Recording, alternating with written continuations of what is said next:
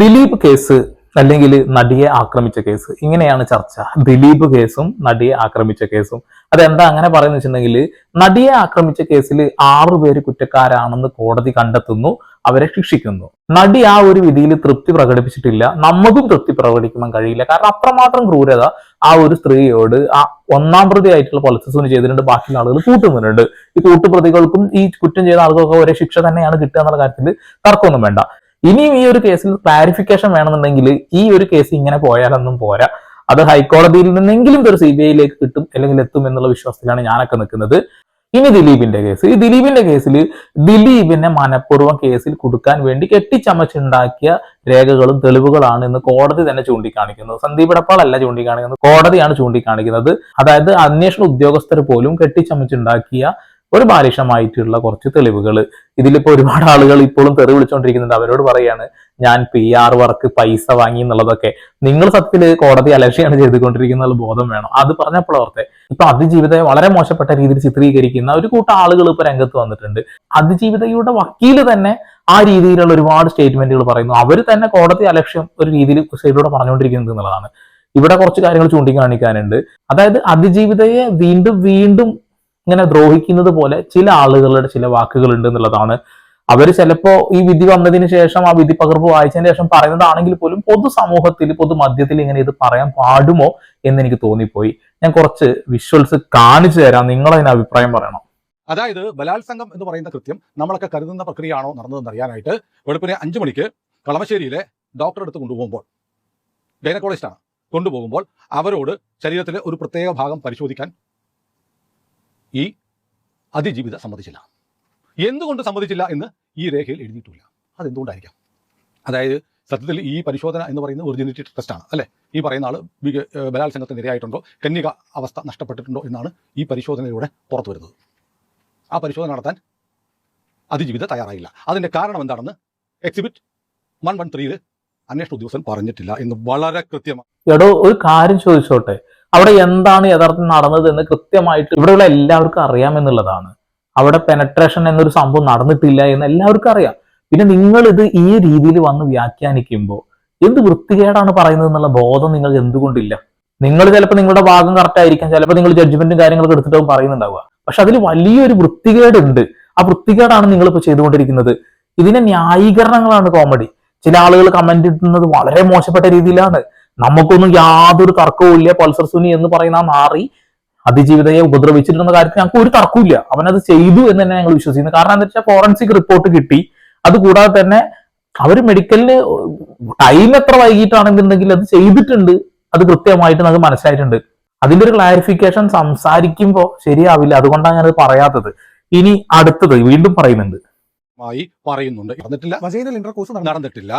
മാത്രമല്ല അങ്ങനെ ആ ഭാഗം പരിശോധിക്കാനുള്ള ടെസ്റ്റ് നടത്താൻ ഇര സമ്മതിച്ചിട്ടില്ല. ടെസ്റ്റ് എന്ന് പറഞ്ഞു കഴിഞ്ഞാൽ 2 fingers ECD ഗോയിങ് ഇൻസൈഡ് എന്ന് പറയുന്ന ടെസ്റ്റ് ആണ്. അതാണ് ഡോക്ടർ നടത്താറുള്ളത്. ഞാനത് വിശദമായിട്ട് പറഞ്ഞില്ലേ ഉള്ളൂ. അത് നടത്താൻ ഇര സമ്മതിച്ചില്ല എന്ന് വളരെ കൃത്യമായി പറയുന്നുണ്ട്. അത് എന്തുകൊണ്ടാണെന്നുള്ളത് അവർക്ക് മാത്രം അറിയാവുന്ന കാര്യമാണ്. ഈ പറഞ്ഞതുപോലെയുള്ള ഒരു ബലാത്സംഗമല്ല നടന്നത്. പക്ഷേ അതും നിയമപ്രകാരം നടന്ന കൃത്യവും റേപ്പിന്റെ പരിധിയിൽ നിർവചനത്തിൽ തന്നെയാണ് പുതിയ കാലത്ത് ഉപയോഗിക്കുന്നത്. എന്താ നിങ്ങൾ പറഞ്ഞുകൊണ്ടിരിക്കുന്നേ? ഒരു സ്ത്രീയെ അതിക്രമിച്ച് കയറി പിടിച്ചാൽ അത് എന്താ വകുപ്പ് അറിയില്ലേ? നിങ്ങൾക്ക് അതിനെ കുറിച്ച് യാതൊരു ബോധവും ഇല്ലെങ്കിൽ പറയാതിരിക്കുക എന്നുള്ളതാണ്. എന്താണ് എനിക്ക് ശരിക്കും ഇതിനെ പറയേണ്ട രീതി ഇതൊന്നല്ല. നമ്മളെ വായിൽ നിന്ന് വേറെ വരും. അത്രയും മോശപ്പെട്ട രീതിയിൽ അവരെ ഉപദ്രവിച്ചിട്ട് ആ ഒരു കാര്യത്തെ നിങ്ങൾ ഇത് പറയുമ്പോൾ ഇവിടെയുള്ള എല്ലാവർക്കും അറിയാം എന്താണ് ആ കാറിൽ വെച്ച് നടന്നിട്ടുള്ളത് എന്നുള്ളത്. എനിക്കത് ഈ ഒരു പൊതുമധ്യത്തിൽ ഇരുന്നിട്ട് ആളുകളുടെ മുന്നിൽ ഇങ്ങനെ പറയാൻ വയ്യാത്തത് കൊണ്ടാണ് പറയാത്തത്. ജനങ്ങൾക്ക് മുഴുവൻ അറിയാം. എന്നതിന്റെ ശേഷം അതിന്റെ എക്സ്പ്ലനേഷനാണ് എങ്ങനെ നിങ്ങൾക്ക് ഇതിനൊക്കെ തോന്നുന്നു എന്നുള്ളതാണ്. നമ്മുടെ വീട്ടിലും അമ്മ പെങ്ങന്മാരൊക്കെ ഉള്ളതാണ്. ഞാനത് വർണ്ണിക്കുന്നില്ല. പണ്ടാര പറഞ്ഞ പോലെ എന്തൊക്കെയാ പറയുന്നേ. അതായത് നമ്മുടെ സമൂഹത്തിലെ ഭൂരിപക്ഷം പേരും എഴുതിയിരിക്കുന്നത് കൂട്ടബലാത്സംഗം നടന്നു എന്ന് പറഞ്ഞാൽ ഓടുന്ന ഒരു വണ്ടിക്കുള്ളിൽ വെച്ച് നിസ്സഹായ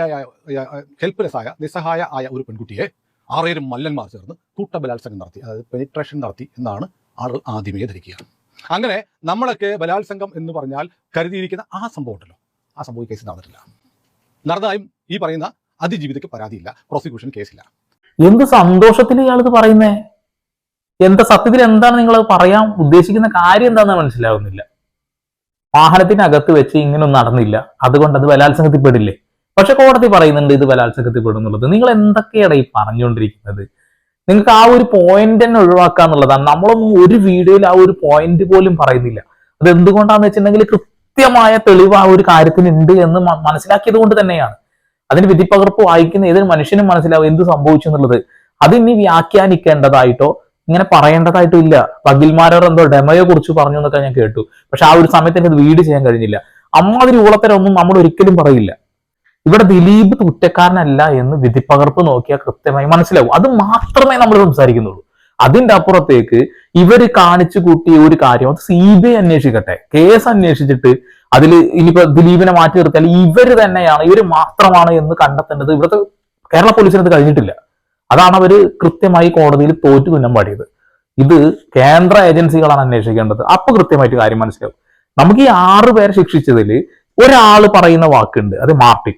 ഈ മാർട്ടിന്റെ വാക്കുകളിൽ എന്തോ ഉണ്ട് എന്നൊരു സംശയം മാത്രമേ ഉള്ളൂ. ബാക്കിയുള്ള ആളുകളിലൊന്നും നമുക്ക് ഒരു സംശയം വന്നിട്ടില്ലല്ലോ. അതെന്താ വെച്ചാൽ മാർട്ടിന്റെ അയാളുടെ പ്രീവിയസ് ഹിസ്റ്ററി നോക്കുകയാണെങ്കിൽ അയാൾക്കെതിരെ ഒരു കേസും ഇല്ല എന്നുള്ളതാണ്. പിന്നെ അയാൾ ഒരു കാര്യം 5-6 തവണ ആവർത്തിച്ച് പറഞ്ഞത് കൊണ്ടാണ് മാത്രമാണ് ഒരു സംശയമുള്ളത്.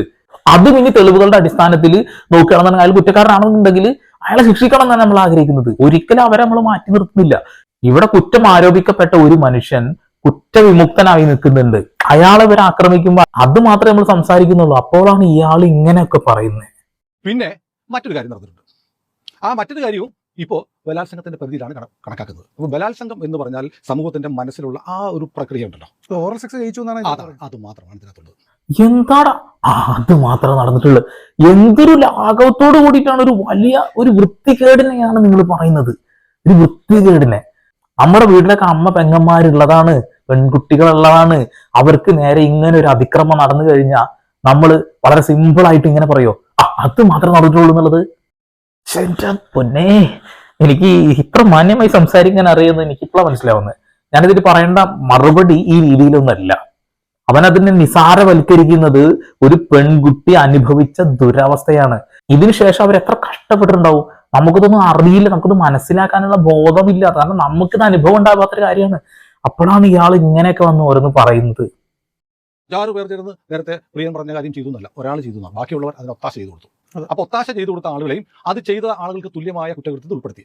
ഇങ്ങനെയൊക്കെ ഒരു വിധിന്യായം ഓരോന്നോരോന്നായി ദിലീപിനെതിരെയുള്ള കുറ്റാരോപണങ്ങളെ അരിഞ്ഞു വീഴ്ത്തി മുന്നോട്ട് പോയി വസ്തുത ഈ മനുഷ്യനെ ഇതിന് ഉൾപ്പെടുത്താൻ ഒന്നും കാണുന്നില്ല, വ്യാജമായി കുരുക്കിയതാണ് എന്ന് പറയുമ്പോൾ ചില ആളുകൾക്ക് വിഷമം ഉണ്ടാകും എന്ന് കരുതി പറയാതിരിക്കുക എന്നുള്ളത് മാധ്യമ പ്രവർത്തനമല്ല. നിങ്ങൾ ഈ ദിലീപുമായി ബന്ധപ്പെട്ടുള്ള കാര്യം പറയാനാണെന്നുണ്ടെങ്കിൽ ആ തുടക്കത്തിൽ പറഞ്ഞ കാര്യങ്ങൾ എന്തിനാണ് ഇതിൽ വലിച്ചിഴക്കുന്നത്? അതിന്റെ ആവശ്യം എവിടെ വരുന്നത്? ആ 6 പേര് ചെയ്ത കാര്യത്തിൽ ദിലീപിന് ഒരു പങ്കുമില്ല. ദിലീപിനെ ഗൂഢാലോചനയുടെ ഭാഗമായിട്ടാണ് സംശയത്തിന്റെ ദൃഷ്ടിയിൽ നിർത്തിയിരുന്നത്. അത് കൃത്യമായി കോടതിയിൽ പൊളിഞ്ഞടങ്ങുന്നു, ആള് കുറ്റവിമുക്തനാകുന്നു. ഈ 6 പേര് ചെയ്ത ഈ ക്രൂരകൃത്യം നിങ്ങൾ ദിലീപിനെ ന്യായീകരിക്കാൻ ഉപയോഗിക്കാൻ പാടില്ലായിരുന്നു. അതൊരു വലിയ വിഡ്ഢിത്തരമാണ് എന്ന് തന്നെ എനിക്ക് പറയേണ്ടി വരും. ഇത്തരം ഊളത്തരങ്ങളൊന്നും എന്റെ പൊന്നു ചേട്ടായി നിങ്ങൾ പറയല്ലേ കേട്ടോ. നിങ്ങൾ ദിലീപിന്റെ ഭാഗം ന്യായീകരിക്കാനാണെങ്കിൽ ആ കുറ്റപത്രം മാത്രം ഒന്നും ഇങ്ങോട്ട് വായിച്ചു നോക്കിയാൽ മാത്രം മതി. ഇവിടുത്തെ മാധ്യമങ്ങളെല്ലാം വിട്ടല്ലോ. ഏത് മാധ്യമമുണ്ട്, മലയാളത്തിലെ ഏത് പത്രം, ഏത് ചാനൽ ഈ ജഡ്ജ്മെന്റ് എടുത്ത് വെച്ചിട്ട് ചർച്ച ചെയ്തിട്ടുണ്ട്? ചെയ്യില്ല. കാരണം അതോടുകൂടി ആളുകൾക്ക് ലോകത്തിന് മനസ്സിലാവും ദിലീപിന് ഇതിലൊരു പങ്കുമില്ല, ദിലീപ് നിരപരാധിയാണെന്ന് മനസ്സിലാകും എന്നുള്ളതുകൊണ്ടാണ് പത്രങ്ങളും മാധ്യമങ്ങളും ഈ ജഡ്ജ്മെന്റിൽ അല്ലെങ്കിൽ പിന്നെ മാധ്യമ പ്രവർത്തകർക്ക് ഇംഗ്ലീഷ് വായിക്കാൻ അറിയാമല്ല. ഞാൻ അങ്ങനെ കരുതില്ല. എല്ലാവർക്കും ഇംഗ്ലീഷൊക്കെ വായിക്കാൻ അറിയുന്നവരാണ്. വേണ്ട എന്ന് വെച്ചിട്ടാണ് ദിലീപ് അങ്ങനെ നിൽക്കട്ടെ, ദിലീപിന്റെ പേരുള്ള സംശയം അങ്ങനെ നിൽക്കട്ടെ എന്ന് നോക്കുന്നു. സംശയങ്ങളൊന്നുമില്ല. ഇയാൾ എന്നെയും പ്രിയനെയും നിങ്ങളെയും പോലെ ഒരു സാധാരണ മനുഷ്യനാണ്, ഒരു കുറ്റവും ചെയ്യാത്ത മനുഷ്യനാണെന്ന് ഒരു കോടതി അസന്നിഗ്ധമായി തെളിവുകളുടെ അടിസ്ഥാനത്തിൽ പറഞ്ഞിട്ടും ആ മനുഷ്യനെ കരിവാരി പൂശണമെന്നാണോ നിങ്ങൾ പറയുന്നത്? ഈ ഒരു കാര്യം മാത്രം ഓക്കെ, നിങ്ങൾ പറഞ്ഞ കറക്റ്റാ. അതായത് തെളിവുകളില്ല, അയാളെ കൊടുക്കാൻ വേണ്ടി ചെയ്തതാണ്. ഇതൊക്കെ മനസ്സിലായിട്ടും ദിലീപിനെ കൊടുക്കണമെന്ന് ആഗ്രഹിക്കുന്ന അവളോടൊപ്പം എന്ന ഹാഷ്ടാഗ് ഇട്ടുള്ള കപടമുഖം അണിഞ്ഞ കുറച്ച് ആളുകൾ, കപടമുഖംമൂടി അണിഞ്ഞ കുറച്ച് ആളുകൾ തീർച്ചയായിട്ടും നമുക്കത് മനസ്സിലാവുന്നുണ്ട് എന്നുള്ളതാണ്. ഇവിടെ കോടതി അലക്ഷ്യമാണ് അവരൊക്കെ നടത്തുന്നത്, അവർക്ക് ബോധമില്ല എന്നുള്ളതാണ് ഏറ്റവും വലിയ കോമഡി. കോടതിയൊക്കെ ഏത് രീതിയിലാണ് ഇതിനെ എടുക്കുക എന്നറിയില്ല. ഓക്കെ, നിങ്ങൾ ഈ ഒരു കാര്യം പറയാൻ വേണ്ടിയിട്ട് തുടക്കത്തിൽ പറഞ്ഞ കാര്യങ്ങളുണ്ടല്ലോ, അത് ഒരിക്കലും ഉപയോഗിക്കാൻ പാടില്ലായിരുന്നു എന്ന് തന്നെ ഞാൻ പറയും. ഞങ്ങളും അതിജീവിതക്കൊപ്പമാണ്. അങ്ങനെ ഒരു പീഡനത്തിന് ആ പെൺകുട്ടി ഇരയായിട്ടുണ്ടെങ്കിൽ അത് ഏറ്റവും നീചമായ ഒരു കുറ്റകൃത്യമാണ്. അതിലെ പ്രതികൾ ശിക്ഷിക്കപ്പെട്ടു. പക്ഷേ അക്കൂട്ടത്തിൽ ഒരു നിരപരാധിയെ കൂടി ശിക്ഷിക്കണം എന്ന് വാശി പിടിക്കുന്നത് നീതി നടപ്പാക്കാൻ വേണ്ടിയിട്ടല്ല, ചിലരുടെ പക വീട്ടാൻ വേണ്ടിയിട്ടാണ്. അതിന് കേരളത്തിലെ പൊതുസമൂഹം കൂട്ടുനിൽക്കരുത് എന്ന് കരുതിയിട്ടാണ് ഞങ്ങൾ ഈ സത്യം വിളിച്ചു പറയുന്നത്. ഇത് വിളിച്ചു പറയാൻ കാരണം മറ്റു മാധ്യമങ്ങൾ പറയുന്നില്ലേ, ആ ജഡ്ജ്മെന്റ് വെച്ചിട്ട് ചർച്ച ചെയ്യാൻ വരൂ, മുന്നോട്ട് വരും, ഞങ്ങളും തയ്യാറാണ്. ഓക്കെ, ജഡ്ജ്മെന്റ് എടുത്ത് നിങ്ങൾ പറയൂ, ഒരു കുഴപ്പമില്ല. പിന്നെ ഇരയെ നിങ്ങൾക്ക് എങ്ങനെയാണ് ഈ രീതിയിൽ ചിത്രീകരിക്കാൻ തോന്നിയത്?